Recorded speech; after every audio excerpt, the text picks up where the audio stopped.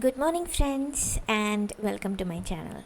US President Donald Trump is out there ranting and trying to take attention off his Epstein connections. India and Russia are the latest scapegoats in his mission of abracadabra Epstein list never existed magic trick. So I thought I'll track Trump's tantrums from the moment he understood the real meaning of Modi's "we have been beating them for hundreds of years" statement in Trump's first term. So, ladies and gentlemen, grab your popcorn and buckle up for a wild ride through the diplomatic circus that is Donald Trump's post Operation Sindoor tantrums. It's a tale of tariffs, tantrums, and a certain president's love for taking credits, where credit is, well, not exactly due.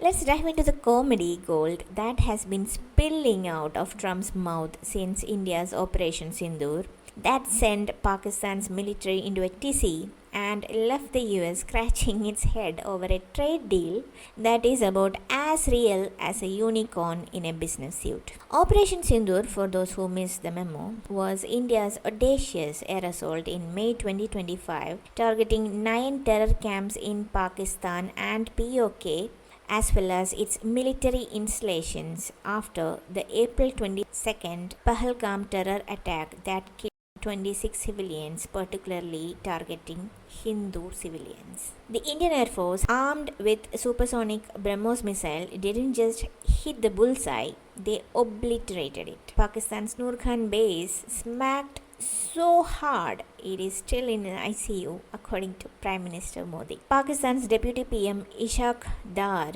admitted their military nerve center was shattered in mere 45 minutes and was begging for a ceasefire to India faster than you can say BrahMos go. Enter Donald Trump stage right with a megaphone and a mission to make it all about him. From the get-go, Trump's been strutting around like he's the maestro of this Indo-Pak ceasefire. He's claimed, repeatedly mind you, that he brokered peace by dangling trade deals like a carrot in front of India and Pakistan. Quote, I told them, let's not trade nuclear missiles, let's trade goods, unquote. He boasted at a US Saudi investment forum in Riyadh. But here is where the plot thickens and the laughs start rolling. India is like, excuse me, Mr. President, you didn't broker anything. India's External Affairs Minister S. Jaishankar and the Ministry of External Affairs has been crystal clear. There was no call between Trump and Modi during Operation Sindoor. No trade threats, no mediation, nada. The ceasefire, that was all India and Pakistan's DGMO, that is Director Generals of Military Operations, hashing it out bilaterally after India's strikes made Pakistan wave the white flag. Modi himself thundered in the parliament, quote, no world leader told India to stop Operation Sindoor, unquote. Trump, though, isn't one to let facts ruin a good lie. He's been doubling down, claiming he used trade as a so-called war deterrent and to stop so-called nuclear disaster. What Trump forgets is India doesn't need a nuke to kill an ant. At one point, Trump even suggested he saved millions of lives by telling India and Pakistan, quote, if you don't stop, we are not gonna do any trade, unquote. Picture Trump on the phone yelling, stop fighting or I'll slap 25% tariff on your kebabs and biryanis. Meanwhile, India is like, bro, we are busy blowing up terror camps. We didn't get your voicemail. Now let's talk about Trump's rants against India, which has been spicier than a chicken tikka masala.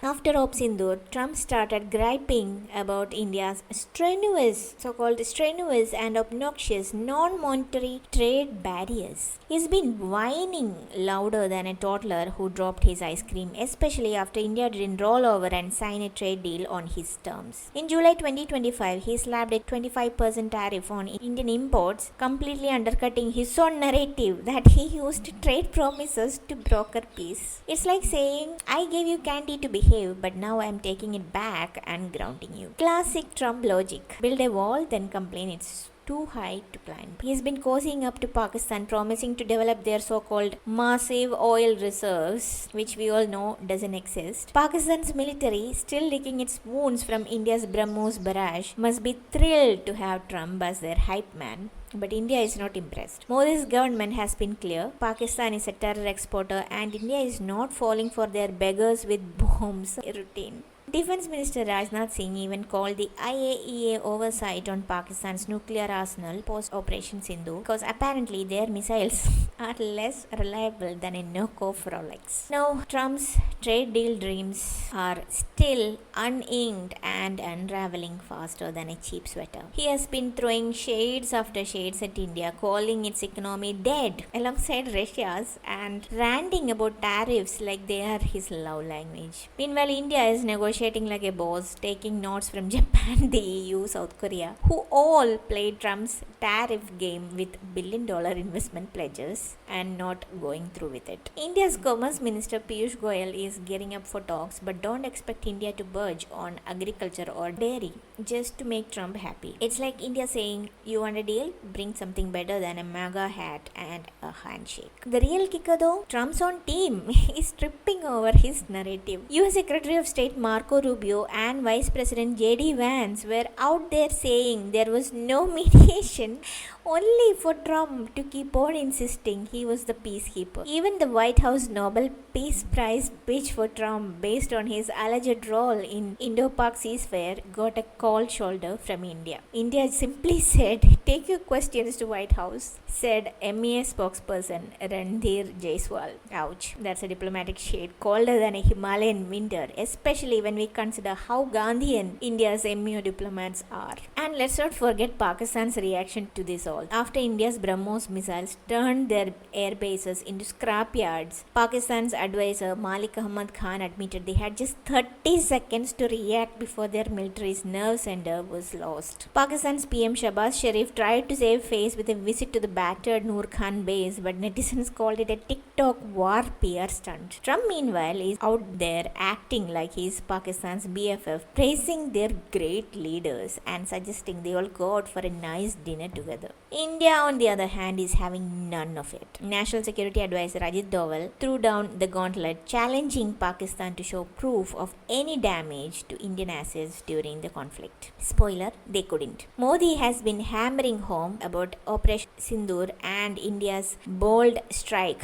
proving nuclear blackmail of Pakistan is as outdated as a flip phone. Of course, Indian National Congress tried to stir the pot, demanding Modi explain Trump's claims, but Modi shut them down, accusing them of parroting Pakistan's narrative. Indian National Congress should remove Indian out of their name. That is what I think. Anyway, it is a political roast where Modi is the headliner and Trump is the guy in the back shouting, hey, but I helped. So where does this leave us? Trump's rants are a one-man comedy show with India as the unimpressed audience. He has flip-flopped from claiming he brokered peace to saying India and Pakistan decided to stop fighting, probably because even he realized his own trade threat story wasn't sticky. His tariffs on India, a diplomatic on-call that proves India didn't pose Sindoor for any trade carrot. The trade deal, meanwhile, is still floating in the ether somewhere between Trump's truth social pose and India's we'll talk when you're serious stance.